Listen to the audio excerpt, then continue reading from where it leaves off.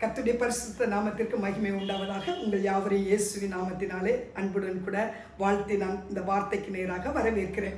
1 கொரிந்தியர் 1:18 அப்போஸ்தலனாகிய பவுல் கொரிந்து சபைக்கு எழுதும்போது விதமாய் ஒரு வார்த்தை எழுதுகிறார். அந்த வார்த்தை என்னவென்றால், சிலுவையை பற்றிய உபதேசம் கெட்டு போகிறவர்களுக்கு பைத்தியமாய் இருக்கிறது, ரட்சிக்கப்படுகிற நமக்கோ அது தேவ பலனாய் இருக்கிறது என்பதாக. ஒரு உபதேசம், அதாவது உபதேசம் என்பது ஒவ்வொரு காரியத்தை குறித்ததான வெளிச்சம், அந்த வார்த்தையுடைய வல்லமை, அந்த வார்த்தை எதற்காக உண்டாக்கப்பட்டது என்றதான அந்த தெளிவு தாங்க அந்த உபதேசம்.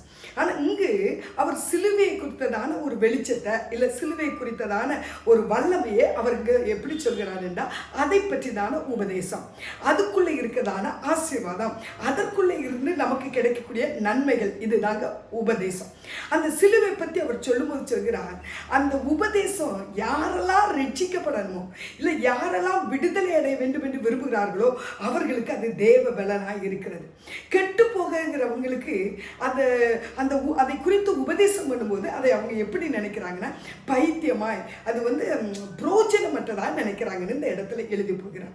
அப்படியானால் சிலுவையை பற்றியதான உபதேசம்னா என்ன? அந்த சிலுவையின் உபதேசம்னா அது நமக்கு என்னத்து கிடைக்கிறதுன்றதான அறிவு நமக்கு தேவை. அப்போதான் நாம் அதன் மேல் வாஞ்சியும் தாகவுமாய் நம்ம நிச்சயமாக காணப்படுவோம். அதாவது ஆதாம் விழுந்து போய் ஏகதேசம் இயேசு கிறிஸ்து இந்த உலகத்தில் வருகிற வரைக்கும் உள்ள இந்த 4000 வருடங்களும் அந்த விழுந்து போனதினுடைய தாக்கங்கள் பல காரியங்களை மனிதர்களுக்கு ஏற்படுத்தினது. அது சாபத்தை கொண்டு வந்தது, பாவத்தை கொண்டு வந்தது, கீழ்ப்படியாமையை கொண்டு வந்தது, வியாதியை கொண்டு வந்தது, நஷ்டத்தை கொண்டு வந்தது. இப்படி அந்த பழைய ஆதாமுடைய அந்த கீழ்ப்படியாமைக்குள் இருந்து வந்ததான காரியங்கள் இவ்வளவும் காணப்பட்டது. இதற்காக மனிதன் சாபங்கள் நீங்க, பாவங்கள் நீங்க, அவன் தன்னைத்தானே வருத்தி கொள்கிறதும் தன்னைத்தானே சரிப்படுத்திக் கொள்கிறதும் அதற்காக போராடுகிறதுமான காலங்கள் தான் ஏகதேசம் 4000 வருடங்கள் காணப்பட்டது.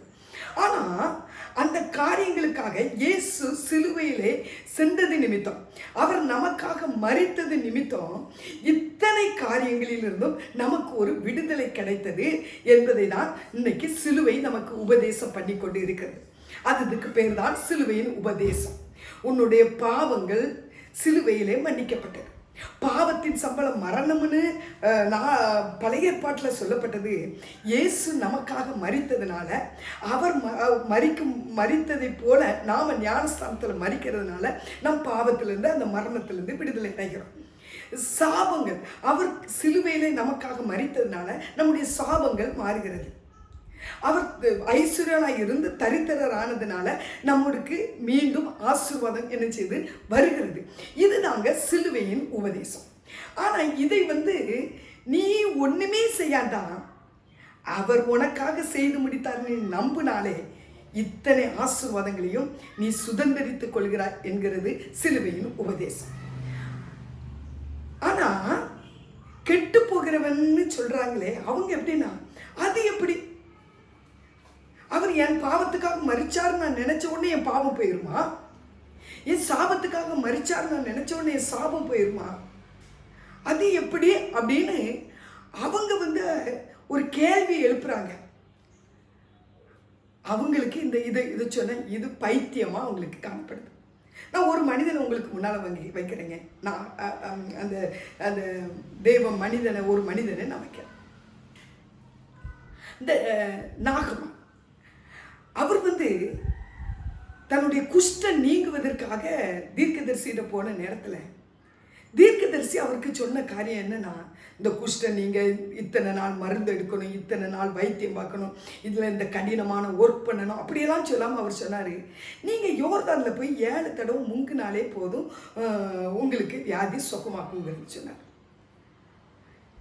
இப்போ நாகமானும் கெட்டு போகிற அந்த வரிசையில் தான் அவர் இருந்தபடினால அவருக்கு இவர் சொன்ன ஐடியா, இவர் சொன்ன உபதேசம், இவர் சொன்ன வெளிச்சம் பைத்தியமாக காணப்பட்டது. அதனால் அவர் கோபப்படுகிறார். நான் எப்படி நினச்சேன்னா, தொட்டு தடவி எண்ணெய் பூசி இப்படியெல்லாம் என்னை சுகமாக்குவார்னு நினச்சேன். இவர் என்னன்னா இந்த நதியில் போய் முங்க சொல்கிறாரு, முங்குனாலே உங்களுக்கு சுகமாகுன்னு சொல்கிறாரேன்னு அவர் என்ன செய்கிறாரு, முதல்ல அதை பைத்தியமாக நினைக்கிறார். அந்த ஆலோசனையை அவர் பைத்தியமா என்ன செய்கிறார் நினைக்கிறார். அந்த அவர் கொடுத்ததான தேவன் கொடுத்த அந்த ஆலோசனையை அவர் என்ன செய்கிறார் அற்பமா நினைக்கிறார். அதனால கோபப்பட்டுக்கிறார். புரியுதுங்களா? இப்படிதாங்க சில அநேக நேரங்களில் நாமளும் பைத்தியமா நினைக்கிறோம்.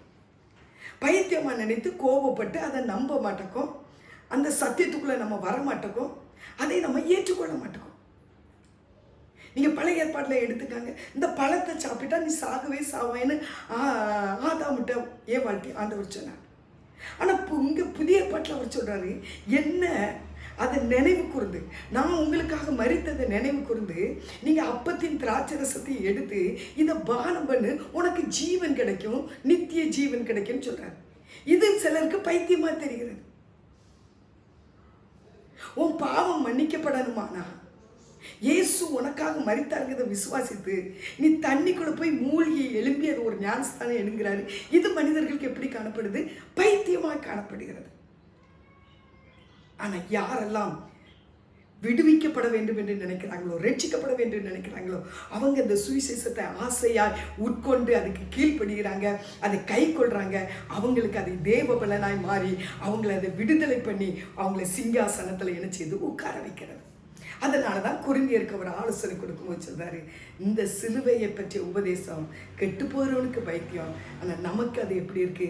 தேவ பலனாய் இருக்கு, சமாதானத்தை தருது, மகிழ்ச்சியை தருது, சந்தோஷத்தை தருது, ஒரு விடுதலை என்ன செய்து தருது என்று ஆலோசனை கொடுக்கிறார். எனவே இந்த நாட்களில் அதிகமாக நீங்கள் இயேசு நமக்காக சிலுவையில செய்ததை தியானிங்க. அது உங்களுக்கு தேவ பலனாயும் பெரிய ஆசீர்வாதத்தை தருகிறதாயும் இருக்கிறது. அதை நீங்கள் பெற்றுக்கொள்ளுங்க, அனுபவிங்க. தேவன் உங்களை ஆசீர்வதிப்பாராக. ஆமென்.